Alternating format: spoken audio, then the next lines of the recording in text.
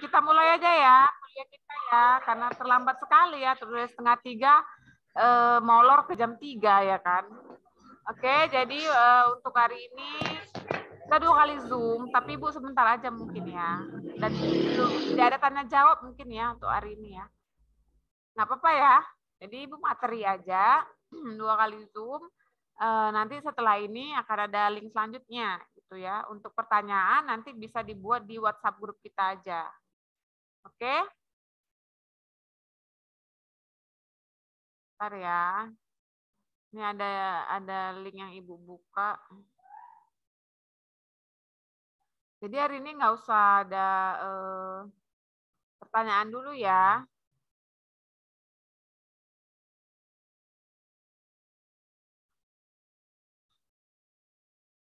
Semalam udah definisi dan ruang lingkup ya? Ya, Bu. Yang definisi dan ruang lingkup.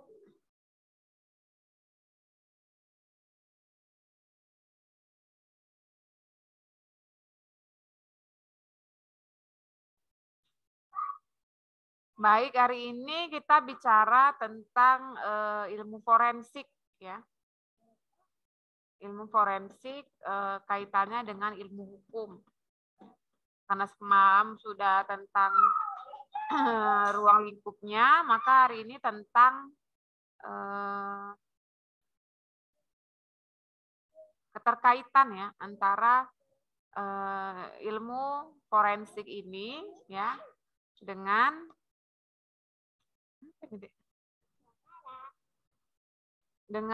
hukum, ilmu hukum ya, atau ruang lingkup dari peran profesional dari ilmu forensik ya. Nah, jadi tujuan daripada kedokteran kehakiman ini ya, itu ada beberapa kepentingan ya. Kepentingan dari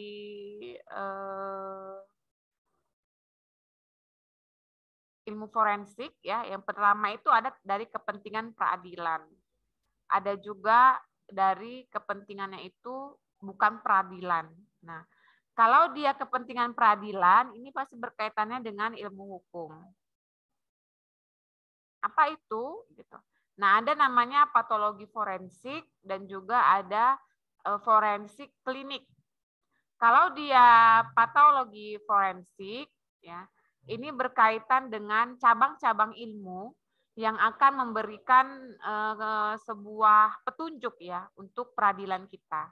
Jadi patologi forensik ini ada cabang-cabang ilmu forensik yang memberi bantuan ya, memberi bantuan terhadap peradilan kita sebagai bukti petunjuk ya.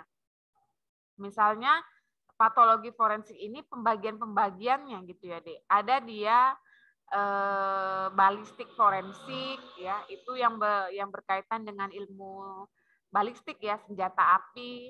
Ada dia misalnya tentang ontologi, ada tentang toksikologi forensik gitu. Jadi patologi forensik ini dia berkaitan dengan kepentingan peradilan ya, cabang-cabang ilmu forensik yang membantu persidangan di peradilan agar memberikan bukti petunjuk ya untuk kepentingan peradilan. Kemudian ada forensik klinik. Nah, kalau dia forensik klinik ini berkaitan dengan laboratorium ya, klinik ya. Jadi lab-lab di dalam patologi itu memberi uji coba terkait dengan hal-hal yang memang diperlukan dalam kepentingan peradilan. Misalnya saja DNA forensik ya, memberikan tes DNA itu kan perlu adanya lab. Nah, lab atau apa namanya tadi, forensik klinik inilah yang memberikan uji coba itu seperti apa, hasilnya apa di dalam forensik klinik atau labnya. Nah, kemudian ada dia bukan peradilan, kepentingan yang bukan peradilan. Ada dia identifikasi, ada dia keterangan medis, ada dia uji kelayakan, dan ada pemeriksaan barang bukti lainnya. Jadi kalau tadi kepentingan peradilan, patologi, dan klinik forensik, kalau dia di luar dari peradilan, dia itu adalah identifikasi, keterangan medis, uji kelayakan, dan pemeriksaan barang bukti. Nah, jadi kalau yang bukan peradilan ini, dia di luar daripada persidangan, tetapi tetap membantu kepentingan hukum, ya. Seperti misalnya yang tadi Bu katakan, identifikasi, ya, mengidentifikasi jenazah kita contohkan, itu juga kan di luar peradilan tetapi membantu kepentingan hukum daripada si mayat misalnya, ya. Oke, kemudian patologi forensik tadi hubungannya itu dengan dokter, penyidik, ya, dan juga dengan dalam hal persidangan. Kemudian kalau lainnya itu patologi forensik juga berhubungan dengan dokter dan keluarga korban.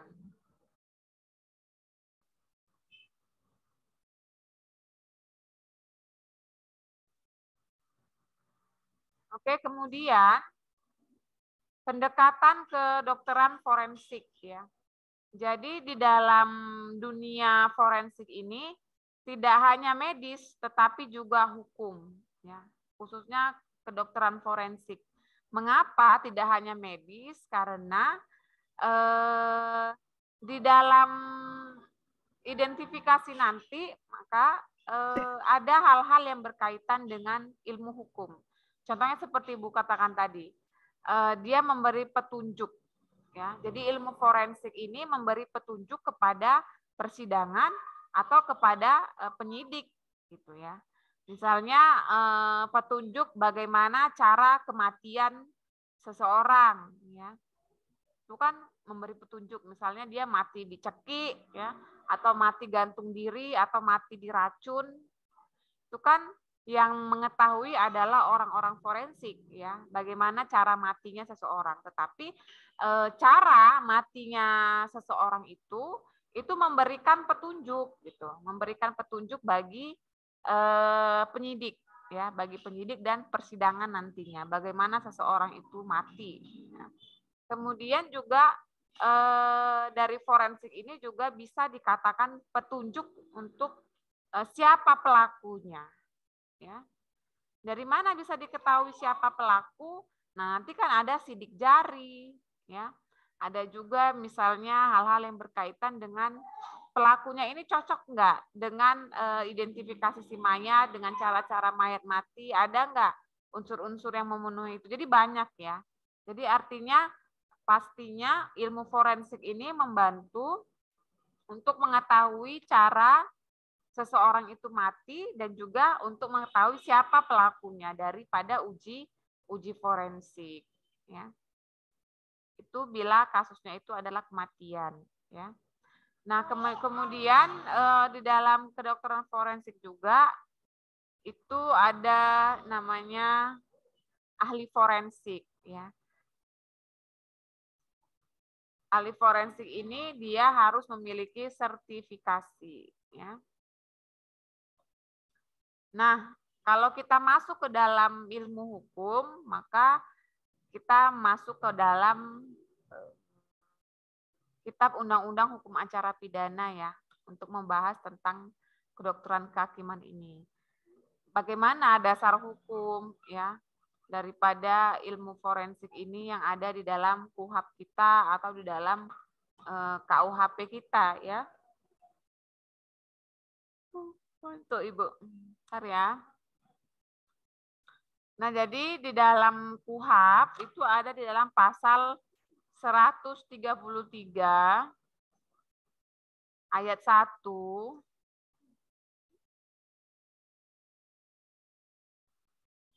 Pasal 133 ayat 1 yang mengatakan bahwa dalam hal penyidik untuk kepentingan peradilan menangani seorang korban baik luka, penganiayaan, atau mati diduga karena peristiwa tindak pidana, ia berwenang mengajukan permintaan keterangan ahli kedokteran kehakiman atau dokter atau ahli lainnya. Jadi dasar hukum daripada keterangan ahli untuk dokter forensik atau dokter hakiman itu ada di dalam KUHP kita. Di pasal 133 ayat 1. Kemudian juga ada di pasal 184 ayat 1 di dalam KUHP juga yang mengatakan bahwa alat bukti yang sah ada 5 ya. Yang pertama adalah keterangan saksi, keterangan ahli, surat petunjuk dan keterangan terdakwa. Jadi forensik ini dia bisa masuk pada keterangan ahli dan bisa juga masuk pada bukti petunjuk. Tergantung ya apa yang diberikan dari dokter forensiknya. Bentar ya. Ya. Bang, ayah.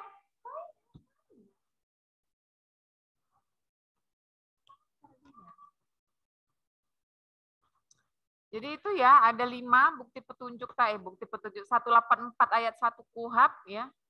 Ibu agak-agak pusing ya, mungkin karena puasa ya. Ngantuk, kalian ngantuk nggak ya jam segini? Ngantuk, pusing juga, ya. Bu. Makanya Ibu ada Lapar, Bu. pertanyaan tadi Ibu bilang ya kan. Aduh, capek kali mau jawab pertanyaan lagi. Tadi pun ada kelas juga sebelum ini. Lemes sekali Ibu rasa. Itulah yang mungkin Ngantuk, Bu. capek kali Bu rasa. Oke, pasal 184 ayat 1. Kalian baca aja lah itu ya. Keterangan ahli, keterangan saksi, surat petunjuk, dan keterangan terdakwa.